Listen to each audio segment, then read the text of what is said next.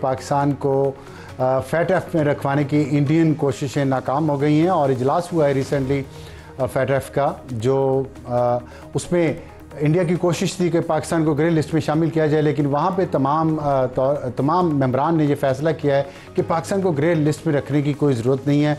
पाकिस्तान की कंप्लायंस बहुत अच्छी है और सिर्फ रिपोर्टिंग लेवल पे रखा गया है और ये पाकिस्तान की बहुत बड़ी फ़तह है इस सेंस में भी कि चीन ने, जापान ने और तुर्किया ने पाकिस्तान की भरपूर हमायत की है इस इजलास में और इंडिया को एक और इंटरनेशनल शिकस्त का सामना करना पड़ा है। और आज के प्रोग्राम का मैं तारुफ करवा दूं।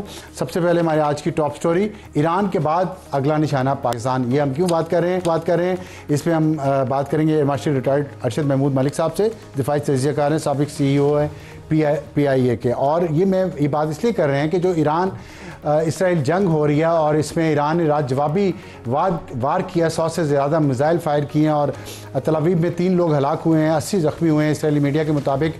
लेकिन इसराइल ने जो हमले किए थे उसमें 78 ईरानी शहीद हुए, 320 से ज़्यादा ज़ख्मी हुए, जिसमें उनकी टॉप मिलिट्री कमांड और एटमी साइंसदान भी शामिल हैं। ईरान ने यह दावा भी किया है कि उसने इसराइल के 2 F-35 तैयारे मार गिराए हैं और एक पायलट को गिरफ्तार भी किया है, लेकिन इसराइल इसकी तरदीद कर रहा है। अब लेकिन जो इतवार को मुज़ाकरात होने थे अमेरिका और ईरान में, वो कैंसिल हो गए हैं।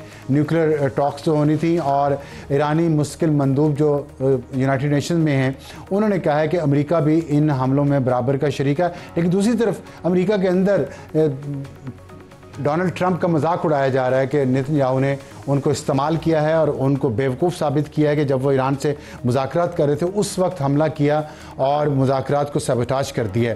तो ये हमारा आज का टॉप स्टोरी है और हमारे आज का हॉट इशू होगा, हुकूमत वफाकी बजट कैसे मंजूर करवाएगी, क्योंकि पाकिस्तान पीपल्स पार्टी ने भी बजट की मुखालफत की है और उन्होंने कहा कि हमें ये बजट कबूल नहीं है। पाकिस्तान मुस्लिम लीग नून के रहनुमा राना सनाउल्लाह ने कहा कि बहुत सारी चीज़ें हमें भी कबूल नहीं है, लेकिन IMF की वजह से हमें ये करना पड़ रहा है। साथ हम देख रहे हैं कि सेनेट चेयरमैन और स्पीकर कौमी असम्बली की तनख्वाहों में बेबहा इजाफा कर दिया गया है, लेकिन गरीब की 37,000 कम से कम तनख्वाह वहीं के वहीं है। और हमारा आज का एडिटोरियल होगा ऑपरेशन सिंदूर के बाद मोदी की गिरती साख और इंडिया के अंदर मोदी को सख्त तनकीद किया जा रहा है कि पाकिस्तान के वज़ीर-ए-आज़म और फील्ड मार्शल आसिम मुनीर जब खुद पूरी दुनिया के दौरे कर रहे हैं और वहाँ पे जाके अपने मौक़िफ़ से दुनिया को आगाह कर रहे हैं।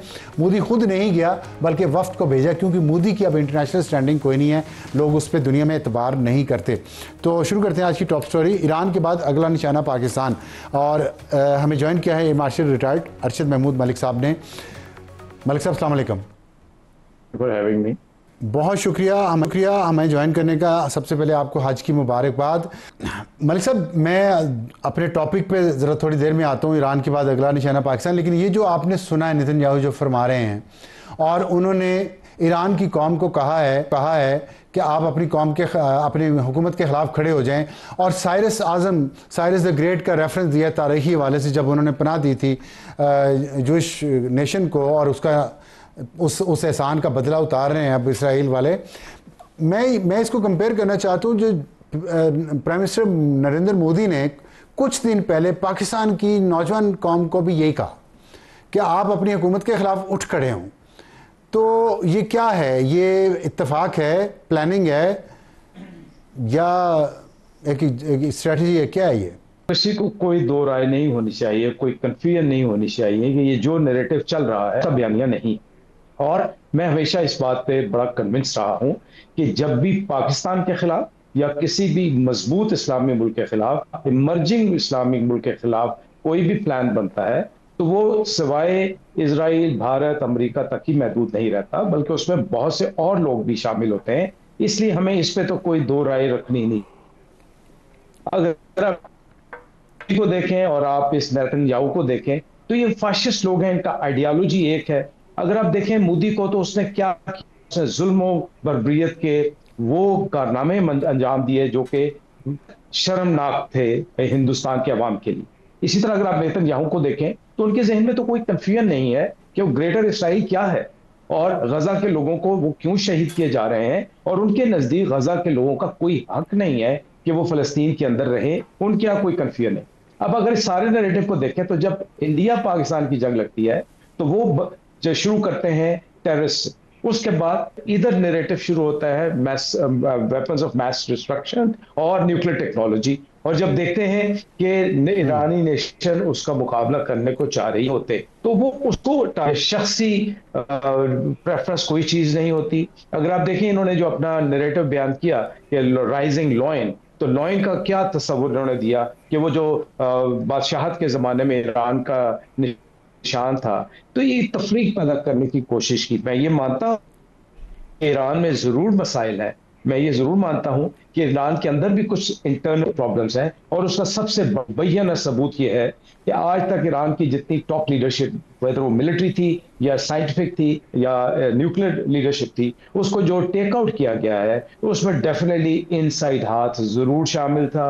अच्छा, इसमें मैं आपने आपने अच्छा किया, आपने टेकअप किया इंटरनल इंटेलिजेंस फेलियर, उनका सिक्योरिटी फेलियर। मैं कंपैरिजन कुछ पाकिस्तान से भी करना चाहता हूं, क्योंकि पाकिस्तान और भारत की भी दुश्मनी है। ऐसी सिचुएशन से इंडिया क्या आइंदा जो यूक्रेन ने किया रूस के साथ, या जो अब इसराइल ने पहले अंदर लोग भेजे उनके साथ ड्रोन्स के साथ, तो क्या इंडिया भी ऐसी कोई कार्रवाई पाकिस्तान के अंदर कर सकता है इसी तरीके से? अगर ऐसा है तो क्या हमें ऐसे इंटेलिजेंस फेलियर से बचने के लिए क्या करना पड़ेगा, क्या करना चाहिए? देखिए, इंडिया से कोई खैर की तवक्को न रखें, खास तौर पे मोदी और नेतन्याहू के होते हुए कोई खैर की तवक्को न रखें। अगर आपने खबरों को फॉलो किया हो तो आपने देखा होगा कि नेतन्याहू ने इनको कॉल किया, मिस्टर मोदी को, और उनका शुक्रिया अदा किया कि उन्होंने जो इन्फॉर्मेशन दी।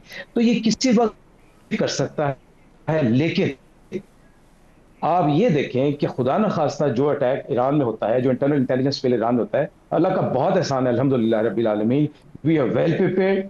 हमने अमली मुजाहरा देखा कि पाकिस्तान के अंदर से कोई ऑपोजिशन की आवाज नहीं हुई। सालमियत और वकार का सवाल है, तो मेरे ख्याल में मोदी कुछ भी कर सकता है, लेकिन अब खास तौर पे इस वाक्य के बाद उसको 10। क्या आप समझते हैं कि इजराइल की ये सोच बदल गई होगी और वो इंडिया के साथ मिलकर अब पाकिस्तान के खिलाफ इसी तरह की किसी कार्रवाई का नहीं सोचेगा? सारी कौम को ये पता होना चाहिए कि इंडिया और इजराइल कभी नहीं बदलेंगे। उनकी जो तकलीफ, जो नफरत है पाकिस्तान के बारे में, पाकिस्तान एक रेजिलियंट नेशन की तौर पे, आपको याद होगा कि बहुत अरसा पहले इजराइल ने एनडीबी के नाम से इराक के न्यूक्लियर एसेट्स को तबाह किया था। उसके बाद इसी तरह की एक अटेम्प्ट पाकिस्तान के ऊपर भी की गई, बट अल्हम्दुलिल्लाह रब्बिल आलमीन पूरी पाकिस्तान एयरफोर्स उस वक्त हवा में थी, और हमने ये तय कर लिया था कि दिस वे और दैट वे। वो भी रात का वक्त था, अर्ली मॉर्निंग का, और उस वक्त ये कभी इनकी सोच नहीं बदलेगी। पाकिस्तान इनकी नजरों में खटकता रहेगा। आप अपने घर को दुरुस्त करें, अपनी तैयारी मुकम्मल रखें। और मेरा मानना यह है कि ये जो ईरान ने रिटेलिएशन स्ट्राइक्स की हैं, इसकी वजह से ईरान को, इसराइल को अब दोबारा से सोचना पड़ेगा, अपने अटैक्स को सोचना पड़ेगा। अगर ईरान चुप करके बैठ जाता, अगर ईरान की जितनी तबाही हुई वो कुछ ना करता, और अभी मेरे ख्याल में, मेरी राय है कि ईरान को आगे भी जाना चाहिए। अगर हम स्टेट ऑफ होमस की तरफ जाते हैं, अगर हम होतीज को एक्टिवेट, अगर ईरान होतीज को एक्टिवेट करता है, तो जरूर करना चाहिए। जब आप फिटेस्ट बनेंगे तब आपके साथ आके कोई बात करें। तो आप